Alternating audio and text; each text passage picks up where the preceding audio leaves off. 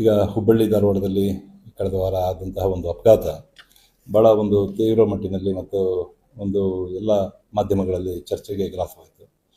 ಇದರಲ್ಲಿ ರೀಲ್ಸ್ ಮಾಡೋ ಉದ್ದೇಶದಿಂದ ಮಕ್ಕಳು ವಾಹನಗಳನ್ನು ತಗೊಂಡೋಗಿ ಒಂದು ಜೀವಹಾನಿ ಆಯಿತು.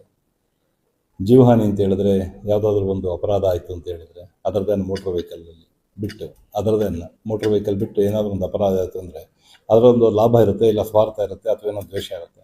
ಆದರೆ ಮೋಟ್ರ್ ವೆಹಿಕಲ್ ಕೇಸ್ಗಳಲ್ಲಿ ಯಾವುದೇ ದ್ವೇಷ ಇರಲ್ಲ, ಸ್ವಾರ್ಥ ಇರಲ್ಲ, ಲಾಭ ಇರಲ್ಲ. ಎದುರಿಗೆ ಬರ್ತಾ ಇರೋ ವ್ಯಕ್ತಿ ಯಾರೂ ಅಂತ ಗೊತ್ತಿರಲ್ಲ. ಆದರೆ ನಮ್ಮ ಅಹಂಗೋಸ್ಕರವ ಒಂದು ವ್ಯಕ್ತಿಯ ಜೀವನವನ್ನು ತೆಗೆಯುವಂಥದ್ದು, ಒಂದು ವ್ಯಕ್ತಿಯ ಜೀವನ ಇಡೀ ಬದುಕನ್ನೇ ನಾಶ ಮಾಡತಕ್ಕಂತಹ ವ್ಯವಸ್ಥೆಗಳು ಮೋಟ್ರ್ ವೆಹಿಕಲ್ ಕೇಸ್ಗಳಲ್ಲಿ ಆಗ್ತದೆ. ಅದಕ್ಕೆ ಜನರು ಸಹ ಇದ್ರ ಬಗ್ಗೆ ಅಲರ್ಟ್ ಆಗಬೇಕು.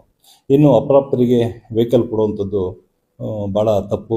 ಇದನ್ನು ನಮ್ಮ ಮೋಟ್ರ್ ವೆಹಿಕಲ್ ಆ್ಯಕ್ಟ್ ಅಮೆಂಡ್ಮೆಂಟಲ್ಲೂ ಸಹ ಸೆಕ್ಷನ್ 199A ಇದರಲ್ಲಿ ಕ್ಲಿಯರ್ ಕಟ್ಟಾಗಿ ಹೇಳಿದೆ. ಸುಮಾರು ಆ ಥರದ ಅಪ್ರಾಪ್ತರಿಗೆ ವಾಹನ ಕೊಟ್ಟು ಚಲಾವಣೆ ಮಾಡಿದ್ರೆ RC ಓನರ್ ಯಾರಿದ್ದಾರೆ ಅವರಿಗೆ 25,000 ರೂಪೀಸು ಫೈನ್, ಹಿರಿಯರಿಗೆ ಫೈನ್ ಹಾಕುವಂಥದ್ದು, ಆಮೇಲೆ ಅವರ RCಯನ್ನು ಕ್ಯಾನ್ಸಲ್ ಮಾಡುವಂಥದ್ದು, ಇವೆಲ್ಲ ಇದು ಆ್ಯಕ್ಚುಲಿ ಇದ್ದಾವೆ. ಮತ್ತು 3 months ಇಂಪ್ರಿಸನ್ಮೆಂಟು ಸಹ ಇದೆ. ಇದೆಲ್ಲ ಸ್ವಲ್ಪ ಪೋಷಕರು ಅರ್ಥ ಮಾಡ್ಕೋಬೇಕು.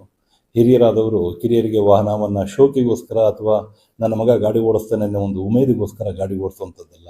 ವಾಸ್ತವದಲ್ಲಿ ಆ ಹುಡುಗ ಫಿಟ್ ಅಥವಾ ಅಲ್ಲ ಅನ್ಫಿಟ್ ಅನ್ನೋದ್ರ ಬಗ್ಗೆ ಮತ್ತು ಕಾನೂನು ಏನು ಹೇಳುತ್ತೆ ಅದನ್ನು ಪರಿಪಾಲನೆ ಮಾಡಬೇಕಾಗುತ್ತೆ.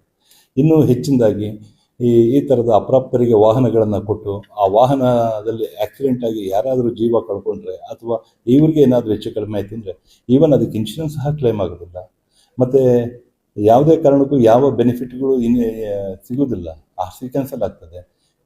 ಈ ಥರದ ದೊಡ್ಡ ದೊಡ್ಡ ಒಂದು ವ್ಯವಸ್ಥೆಗಳು, ಶಿಕ್ಷೆಯ ಪ್ರಮಾಣಗಳು ಇದ್ದರೂ ಸಹ ಜನರು ಒಂದು ಜಾಗೃತಿ ಇಲ್ಲದೆ, ಮುಂದಾಗುವ ದುಷ್ಪರಿಣಾಮಗಳ ಬಗ್ಗೆ ಅರಿವು ಇಲ್ಲದೆ ತಮ್ಮ ಮಕ್ಕಳಿಗೆ ವಾಹನಗಳನ್ನು ಶೋಕಿಗೋಸ್ಕರ ಕೊಟ್ಟು ಓಡಿಸುವಂಥದ್ದು ಇದೆಯಲ್ಲ, ಇದು ನಿಜವಾಗೂ ಅಕ್ಷಮ್ಯವಾಗುತ್ತೆ. ಅದರಿಂದ ನಮ್ಮ ಹುಬ್ಬಳ್ಳಿ ಧಾರವಾಡದ ಮಹಾಜನತೆ ಈ ಬಗ್ಗೆ ಸ್ವಲ್ಪ ಯೋಚನೆ ಮಾಡಿ. ಮಕ್ಕಳಿಗೆ ವೆಹಿಕಲ್ಗಳನ್ನು ಕೊಡಬೇಕಾದ್ರೆ ಒಂದಲ್ಲ 10 ಬಾರಿ ಯೋಚನೆ ಮಾಡಿ. ಯಾರೋ ಮಾಡಿಲ್ಲದ ತಪ್ಪಿಗೆ ಯಾರಿಗೋ ಶಿಕ್ಷೆ ಆಗುವಂತಹ ಕ್ರಮಗಳನ್ನು ದಯವಿಟ್ಟು ತಗೋಬೇಡಿ ಅಂತೇಳಿ ನಾನು ಕೋರ್ತೇನೆ.